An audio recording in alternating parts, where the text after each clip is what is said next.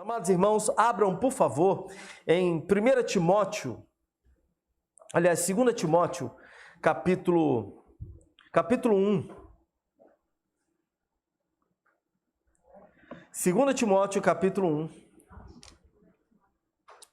2 Timóteo, capítulo 1. Nós vamos ler do verso 1 ao verso 7.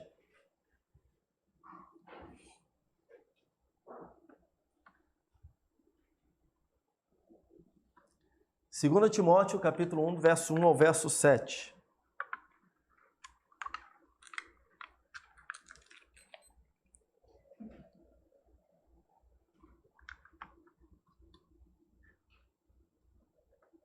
O texto nos diz assim: Paulo, apóstolo de Cristo Jesus, pela vontade de Deus, segundo a promessa da vida que está em Cristo Jesus, a Timóteo, meu amado filho, graça, misericórdia e paz da parte de Deus Pai e de Cristo Jesus, nosso Senhor.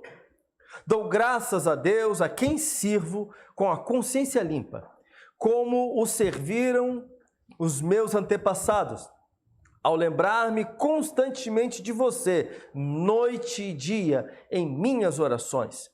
Lembro-me das suas lágrimas e desejo muito vê-lo, para que a minha alegria seja completa. Recordo-me da sua fé não fingida, que primeiro habitou em sua avó Lóide e em sua mãe Eunice, e estou convencido de que também habita em você. Por essa razão, torno a lembrar-lhe que mantenha viva a chama do dom de Deus que está em você, mediante a imposição das minhas mãos. Pois Deus não nos deu espírito de covardia, mas de poder, de amor e de equilíbrio. Louvado seja o nome do Senhor. Pela sua palavra, os irmãos podem sentar, por favor. Amados irmãos,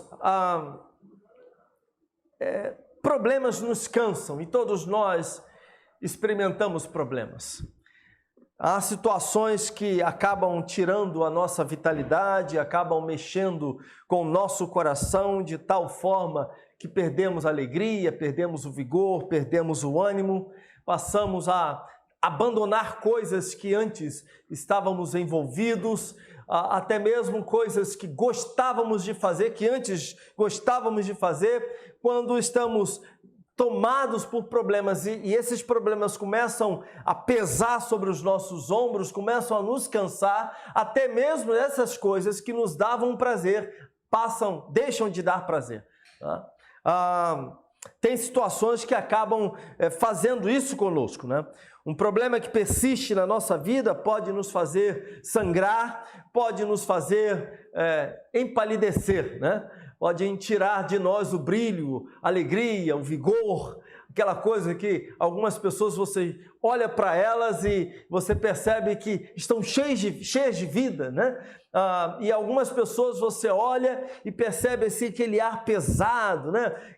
Aquele semblante pesado, abatido, oprimido. Parece que a pessoa vem de algum tempo de choro, né? Chorou durante algum tempo e enxugou o rosto, lavou o rosto e se colocou ali. Mas a linguagem corporal, até mesmo isso, fica tão nítida que a gente percebe que aquela pessoa não vai bem, que aquela pessoa está cheia de problemas e que, portanto, precisa da graça de Deus, do poder de Deus. Paulo está aqui falando com um jovem pastor, um rapaz que havia sido ordenado por ele, separado, discipulado por ele, e esse rapaz estava à frente de uma igreja que certamente tinha muitas responsabilidades, estava cansado, abatido, sobrecarregado, enfrentando talvez alguns outros problemas, quem sabe uma enfermidade, porque nos parece que Timóteo em algum momento ficou doente, mas o fato é que Timóteo estava cansado, Timóteo estava abatido, Timóteo estava sofrendo de alguma maneira, estava perdendo o ânimo, o vigor de alguma forma. Isso fica nítido pelas palavras do apóstolo para esse jovem pastor. E eu creio que isso tem muito a ver com todos nós, não apenas com a minha vida como pastor ou com a vida de tantas outras pessoas que exercem algum tipo de liderança na casa de Deus, mas isso tem a ver com todos nós, pois todos nós em algum momento também nos cansamos. Lá no seu ambiente de trabalho, por mais que você ame a profissão, a sua profissão, em algum momento você se sentirá cansado disso. Em algum momento isso vai mexer com o seu coração. Mesmo naquele lugar, naquele ambiente de trabalho onde você sabe que foi Deus quem te colocou ali, né? E você louvou o nome do Senhor no seu primeiro dia de trabalho, ou antes de você até mesmo começar a trabalhar, você já estava louvando o nome do Senhor quando você tomou conhecimento, quando você ficou certo, né? Foi dito a você que você trabalharia ali. O seu coração se encheu de alegria e você disse, puxa vida, eu estou num lugar que eu gostaria de trabalhar, dentro da minha profissão, isso é o que eu gostaria realmente de fazer, glória a Deus, Senhor. Mas em algum momento da sua vida, da sua história, você se verá cansado e você vai chegar naquele lugar sem vontade de trabalhar. Você vai ficar em casa, falar, meu Deus, eu não queria trabalhar, não queria me envolver com aquelas pessoas, não queria fazer tais coisas, e isso vai acontecer. Em algum momento essas coisas acontecem com todos nós. Isso acontece com alguém que se envolve com a obra de Deus, por exemplo, no evangelismo, missões, pessoas envolvidas com trabalho na escola bíblica infantil. Isso acontece com todos nós. Isso acontece também em diversas outras áreas, no âmbito esportivo, em atividades esportivas, como eu falei, coisas que a gente gosta de fazer, que a gente tem prazer de fazer.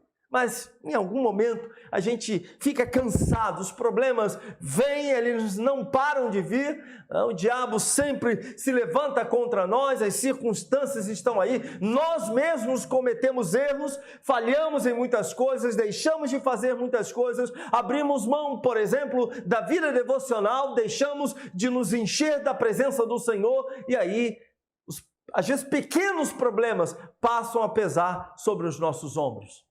O que fazer em momentos assim? Aqui estamos falando de um jovem pastor que estava cansado, abatido, sobrecarregado, um jovem pastor que precisava da palavra de Deus e o seu discipulador, o apóstolo Paulo, está aqui trazendo a ele uma palavra que certamente mudou a sua vida.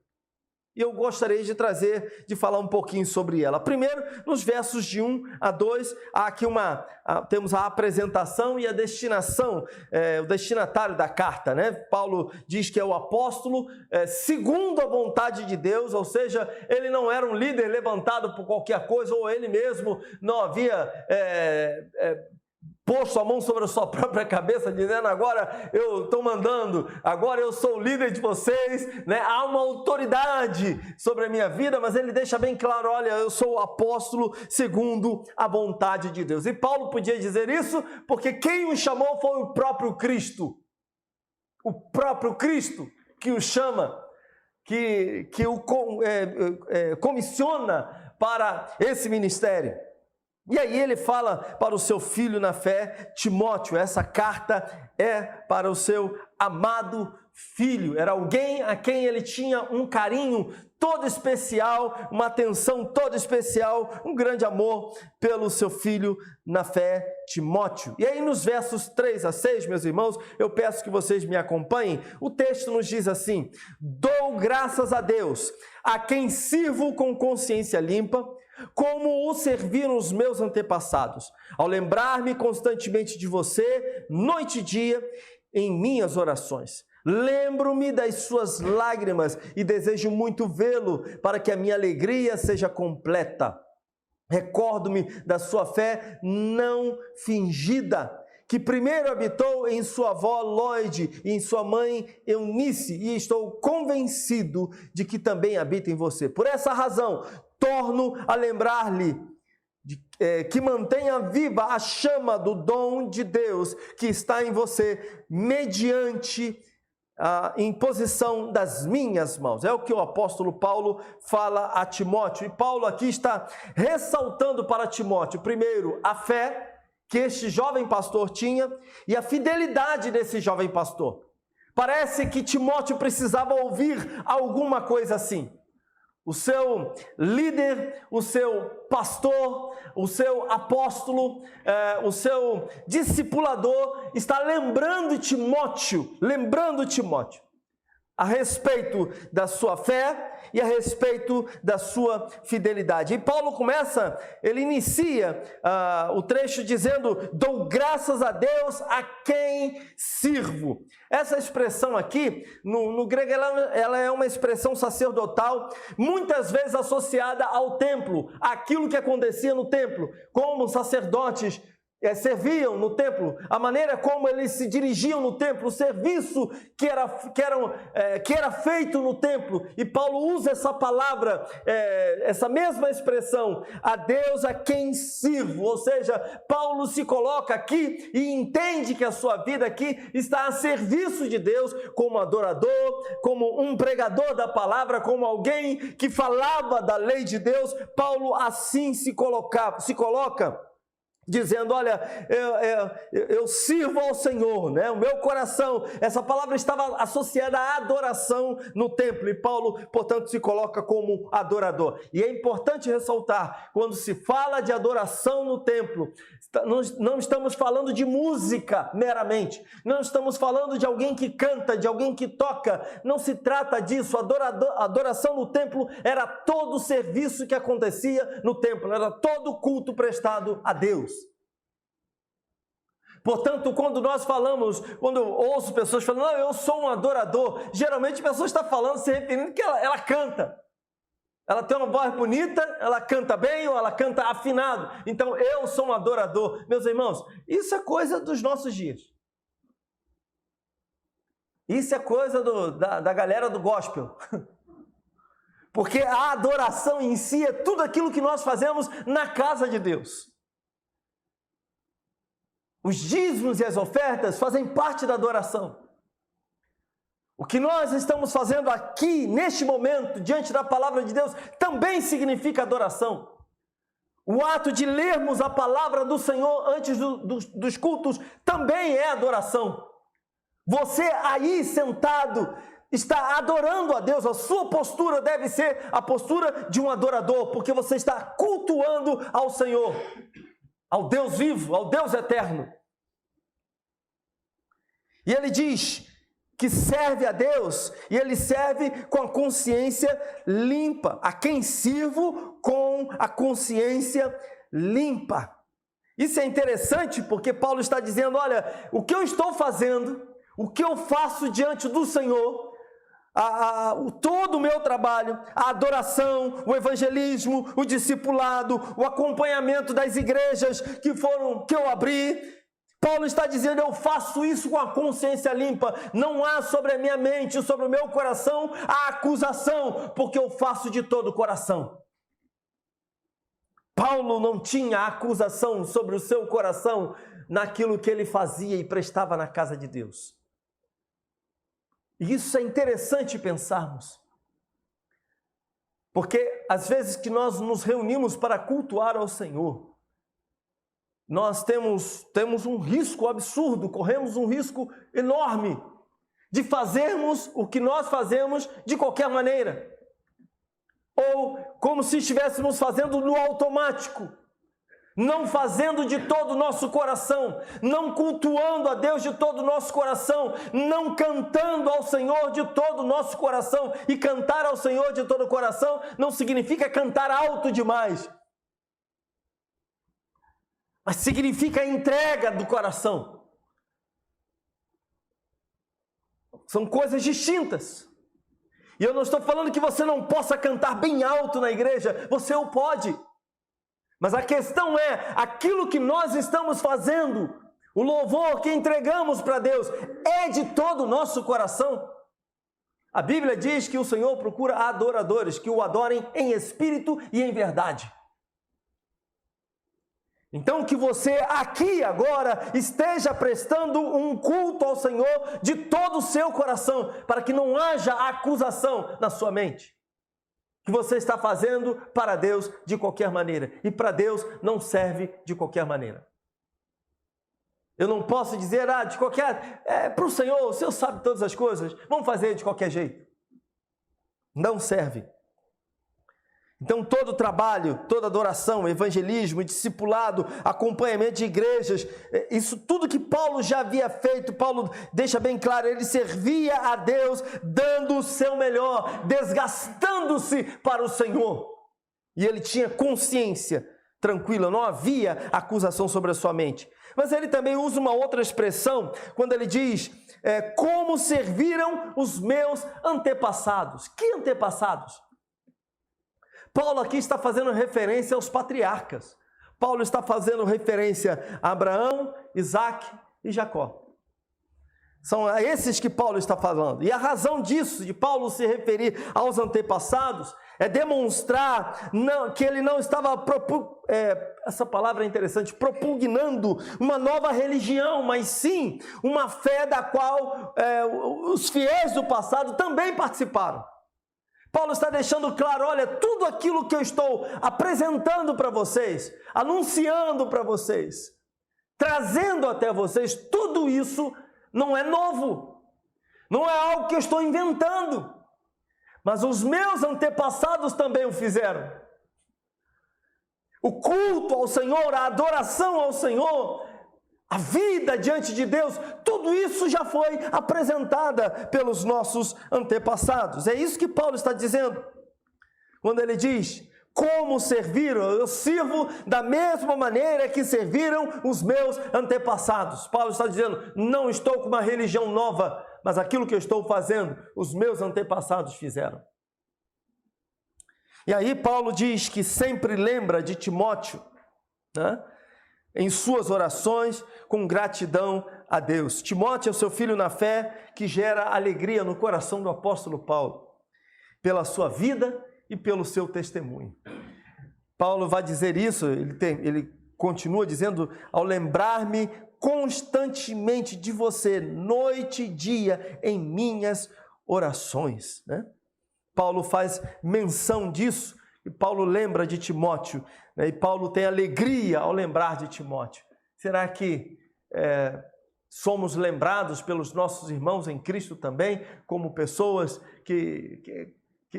exemplos de fé, de alegria, de testemunho? É interessante, porque embora provavelmente Paulo estivesse vivendo num cárcere úmido, frio, né, de acordo com o capítulo 4 de 2 Timóteo, verso 13, Paulo aqui é um homem idoso, né, ainda assim adorava a Deus e ainda assim fazia orações em favor de Timóteo. As pressões que haviam sobre o apóstolo Paulo não traziam azedume para a sua alma. Isso deve ser uma lição importante para nós. Mas ele fazia orações em favor do seu discípulo, que estava livre, que estava em liberdade, mas que estava passando por momentos difíceis. Ora, mas Paulo também estava passando por momentos difíceis.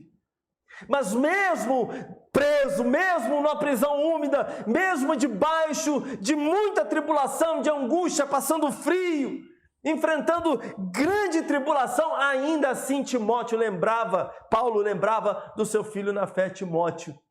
Havia misericórdia, graça, amor no seu coração. Quando ele toma conhecimento da situação de Timóteo, ele trata de escrever uma epístola a fim de confortar, consolar, exortar, animar Timóteo. Meus irmãos, isso aponta para nós, para uma vida de fé genuína, verdadeira, intensa. Uma vida que não é abalada pelas circunstâncias.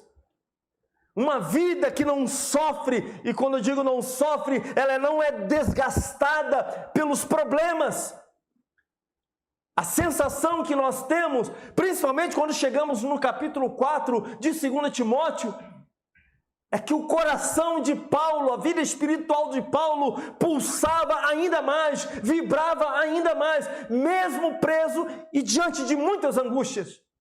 Mesmo abandonado pelos seus amigos, compatriotas, discípulos, ainda assim, Paulo se preocupa em escrever para confortar e consolar as pessoas à sua volta. E aqui eu quero chamar a nossa atenção para que nós tenhamos algo semelhante a de Paulo. Alimentemos o nosso coração com o Senhor, com a palavra de Deus, com a oração, possamos interceder em favor dos nossos irmãos em Cristo, aqueles que estão passando por lutas, por adversidades. Mesmo que você esteja debaixo de grande luta, dobre os seus joelhos e ore pelos seus irmãos em Cristo. As nossas lutas não podem nos impedir de dobrarmos os nossos joelhos para clamarmos em favor de outros que também estão enlutados. As nossas dificuldades não podem servir de barreiras para a nossa devoção e amor em favor, nossa devoção a Deus e amor com relação ao nosso próximo. Mas Paulo também fala que lembra das lágrimas de Timóteo e que deseja muito vê-lo, como está aqui no verso 4. Lembro-me das suas lágrimas e desejo vê-lo para que a minha alegria seja completa. Provavelmente Paulo está fazendo alusão aqui a um evento que está registrado em Atos capítulo 20, no verso 37, quando ele está se despedindo da igreja de Éfeso, lá em Atos 20, e alguns irmãos que ali estavam, e provavelmente Timóteo estava entre eles, eram presbíteros, eram pastores, né? Essa palavra presbítero, a gente geralmente, dentro do contexto, de uma maneira geral, em várias denominações, eles chamariam de um semi-pastor ou quase pastor, né? Alguém que está sendo preparado para o ministério. Mas um presbítero, na verdade, era um pastor, né? E Paulo, ele se despede dessa igreja e essa igreja entra em prantos, né? Havia um amor muito grande dessa igreja pelo apóstolo Paulo e essa igreja então começa a chorar, né? Começa a chorar porque Paulo está dando a entender que as coisas caminhavam para o fim, Paulo estava dando a entender que ele seria preso, que as coisas não ficariam muito boas para o lado dele, e essa igreja então começa a chorar por ele, e parece, segundo alguns comentaristas, que Timóteo estava entre esses irmãos, e que Timóteo então estava chorando, e Paulo está dizendo, olha, eu lembro das suas lágrimas, né? Eu lembro, né, no dia que me despedi de vocês, né, agora estou aqui preso, mas eu lembro que o irmão chorou por minha causa, né? E Paulo está falando isso com um ar de gratidão.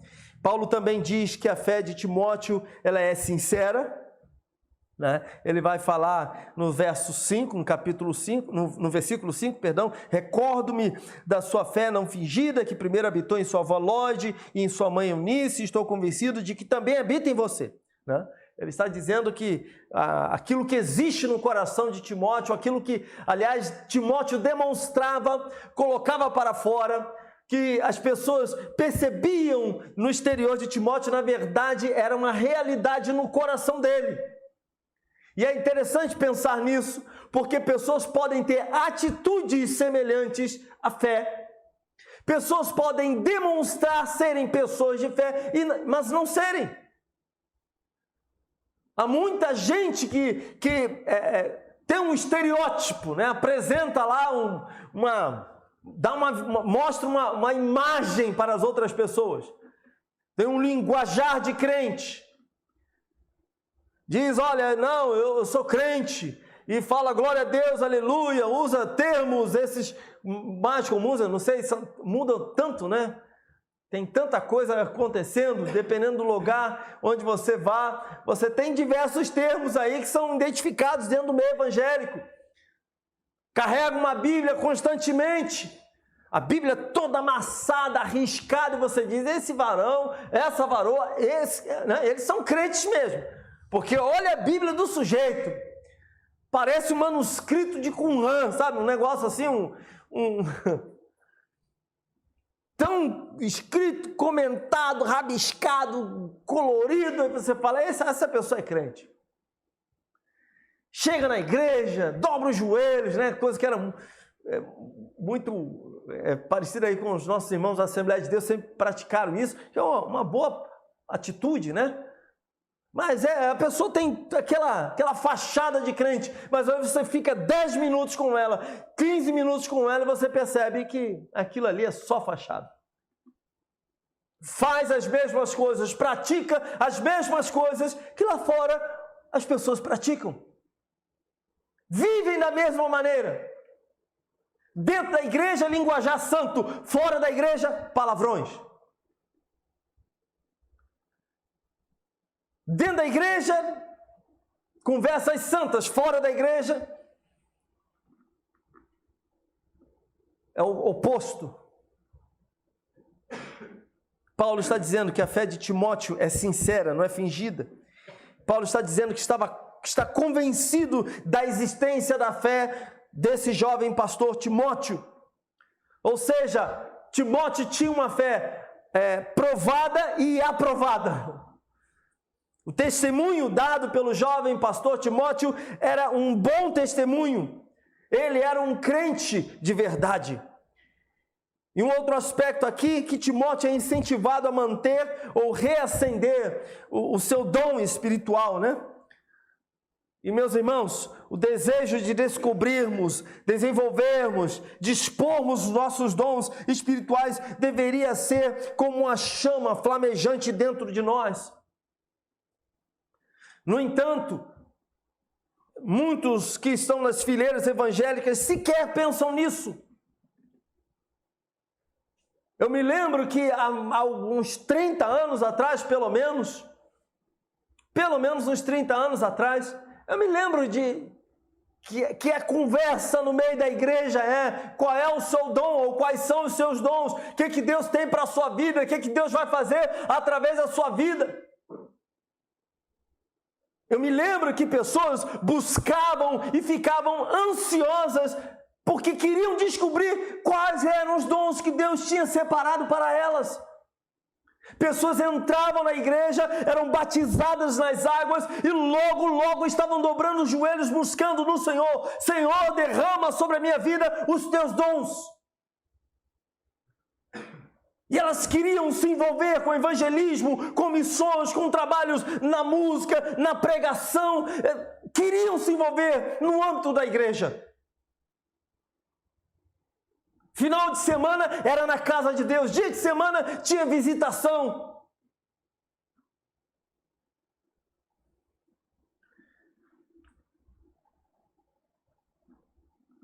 Mas, infelizmente, o que nós vemos nos nossos dias é que as pessoas sequer pensam nisso. Estão mais preocupadas com as suas realizações pessoais, com as suas habilidades, com a sua carreira, mas não com os dons que Deus deseja derramar ou que já derramou. Quais são os dons que Deus te deu? O que Deus deseja fazer através da sua vida? Se Cristo Jesus não voltar, o que você estará fazendo daqui a 5 anos? Daqui a 3 anos? 2 anos, daqui a 1 ano, o que você estará fazendo no reino de Deus? Para o reino de Deus, em favor do reino de Deus, no corpo de Cristo, no corpo de Cristo. Deus te chamou para fazer o quê? Qual é o propósito de Deus para a sua vida, meu irmão, minha irmã? Nós precisamos ser diligentes com relação à obra de Deus e não diminuirmos os nossos passos nessa corrida espiritual. E precisamos fazer um esforço consciente para exercer nossos dons para o bem comum do corpo de Cristo. Portanto, precisamos buscar isso, e Paulo está dizendo para Timóteo, esse jovem pastor que parecia estar apagado, empalidecido espiritualmente, a sua vida estava abalada, ele estava cansado, talvez desanimado com relação à obra de Deus. Pode ser, quem sabe, que Timóteo nem estivesse discipulando, pregando, orientando as pessoas da maneira em que ele deveria fazer, com a pujança que ele deveria ter. E Paulo está dizendo: Timóteo, meu filho, torno a lembrar-lhe que mantenha viva a chama do dom que está em você mediante a imposição das minhas mãos. Ou seja, tinha um trabalho de Timóteo aqui. O dom foi derramado por Deus, agora ele tinha que manter isso aceso.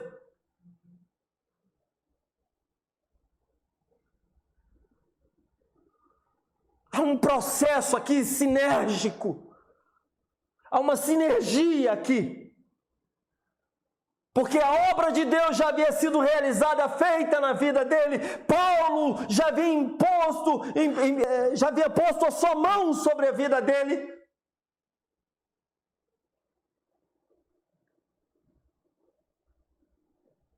Mas Timóteo precisava trabalhar, precisava fazer algumas coisas para manter viva essa chama aqui dentro. Ele precisava pensar nisso. Eu creio que Timóteo precisava meditar sobre o seu chamado diante de Deus. Meditar na soberania do Senhor, que o Senhor sabia o que estava fazendo com ele e tinha propósito para a vida dele. Timóteo precisava pensar sobre o amor de Deus, a graça do Senhor, o ministério de Cristo Jesus sobre a terra.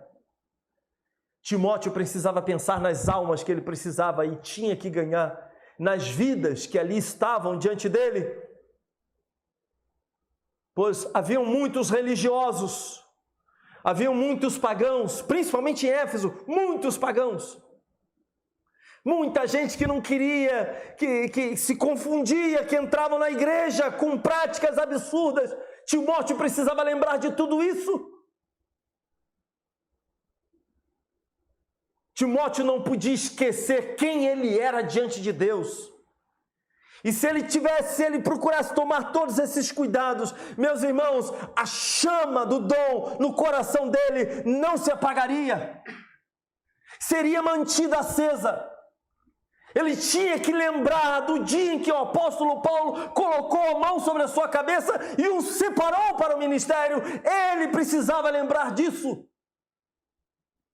Dos desafios que ele tinha diante dele. Assim como nós também manteremos acesa a chama do dom do Senhor sobre as nossas vidas, pensando no propósito de Deus para a nossa vida, no amor de Deus por nós, na soberania do Senhor, no chamado de Deus para nós, no desafio que nós temos aí fora. E cada um de nós, membro desta igreja, precisa repensar e pensar bastante sobre isso. Não podemos nos contentar e entrar aqui e sairmos para a nossa casa e acabou. Não podemos nos contentar e observar um irmão ou outro se mobilizando na obra de Deus para fazer a obra do Senhor, para preparar o culto ou alguma coisa assim. Cada um de nós precisa fazer a sua parte. Porque se trata de um trabalho no corpo de Cristo, para o corpo de Cristo, para a glória de Deus. Há almas para ganhar. Há muita gente perdida lá fora, e pode ser até aqui dentro. Conheceu a religião, mas não conheceu Cristo. O que é que você tem feito com os dons que Deus derramou sobre a sua vida? Ou melhor, será que você sabe quais são os dons que Deus derramou sobre a sua vida? E mais ainda, se você sabe, por que você não está fazendo absolutamente nada? Ou o que você está fazendo com aquilo que Deus entregou para você? O que nós fazemos com aquilo que Deus colocou em nossas mãos? Um dia nós prestaremos contas ao Senhor de todo o nosso trabalho.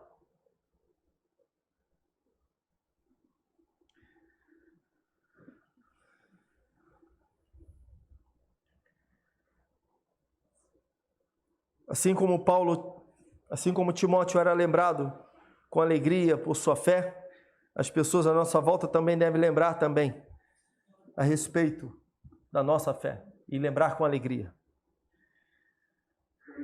E eu quero falar, meus irmãos, por causa da hora, e depois a gente faz as aplicações finais, nos versos 7 e 8.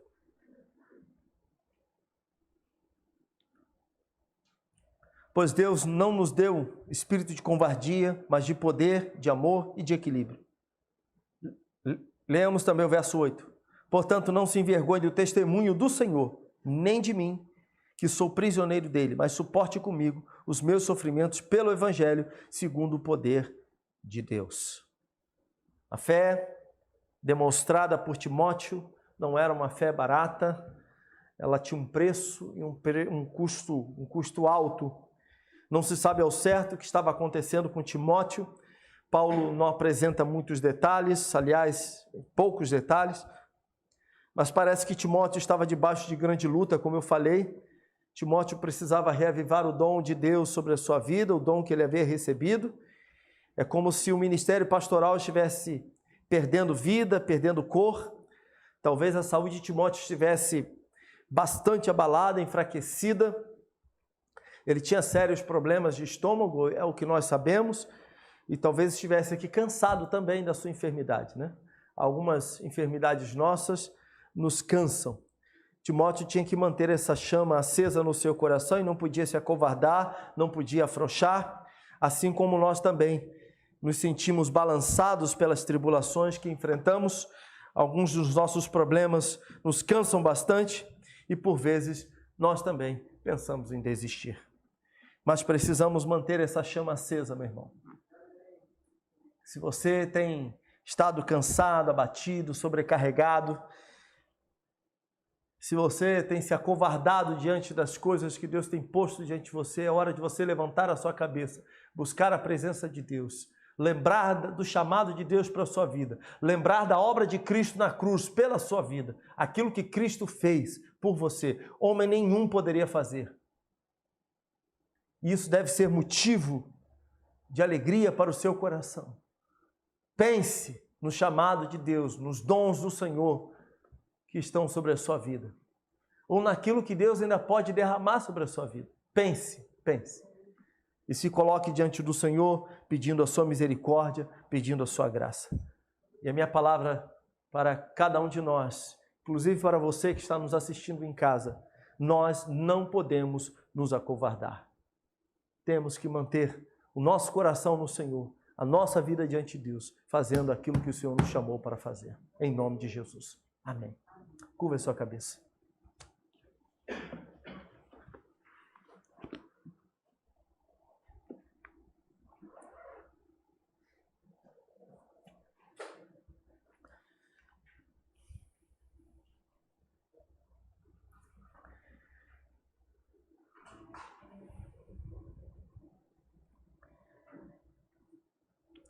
Como eu falei, muitos são aqueles que estão nas igrejas. Tem Bíblia, talvez até cursos teológicos, tem bastante tempo de convertidos, mas talvez não tenham uma fé bíblica, uma fé verdadeira, uma fé genuína, uma fé sincera. Não andam segundo a vontade de Deus. As Escrituras não são suficientes para as suas vidas. Então a pergunta é: a sua fé, a nossa fé, é provada e aprovada? Pessoas à nossa volta podem dar bom testemunho da nossa fé? Podem dizer a respeito da nossa fé que ela é sincera, que ela é verdadeira, que você é um crente de verdade, que nós somos crentes genuínos? Ou apenas religiosos? Pessoas que conheceram um conjunto de regras, de normas, procedimentos, costumes. Pessoas que carregam um livro chamado Bíblia, mas que na verdade nada tem do Evangelho no coração. A nossa fé, meus irmãos, foi provada e aprovada. Você poderia dizer a respeito da sua fé que ela é genuína?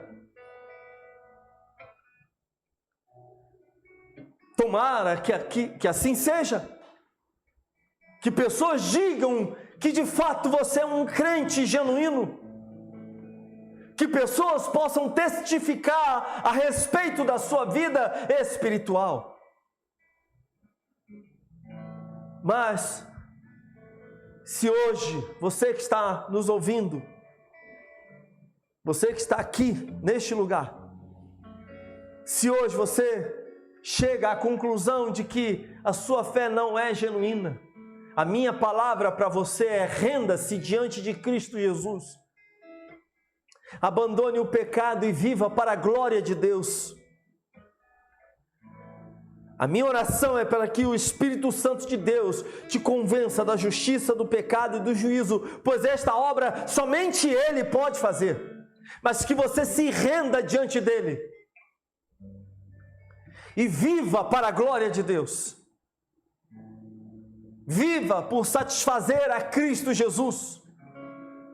Que você ande segundo a vontade do Senhor, dando um bom testemunho neste mundo, na sua família, no seu ambiente de trabalho, no seu colégio, na sua faculdade, junto aos seus amigos, que você dê um bom testemunho, que pessoas ouçam a respeito da sua fé e também vejam a sua fé na sua vida.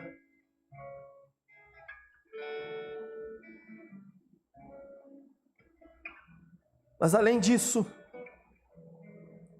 eu quero falar a respeito do dom que há sobre a sua vida, que Deus derramou sobre a sua vida. E mais uma vez eu quero lhe provocar, e eu gostaria que você refletisse sobre isso.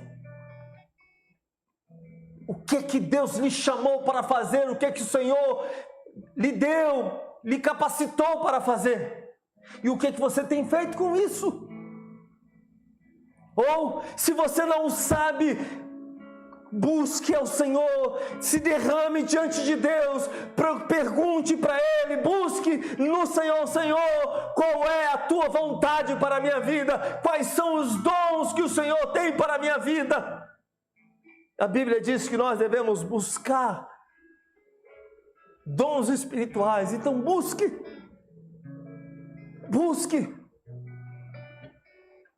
E recebendo o dom, ou os dons, não fique parado, mas haja, coloque em prática, em o nome de Cristo Jesus. Que o Senhor nos capacite, que o Senhor nos ajude, que o Senhor tenha misericórdia das nossas vidas, em o nome de Cristo. Pai, eu oro por esses irmãos, por cada um de nós, eu coloco as nossas vidas diante do Senhor, dos teus filhos e filhas, aqueles que estão nos assistindo agora, ó Pai amado, pelo nosso canal no YouTube. Em o nome de Cristo Jesus, Senhor, venha nos fortalecer, que a nossa fé seja vista, que possamos falar daquilo que nós cremos, mas que possamos vivenciar aquilo que cremos.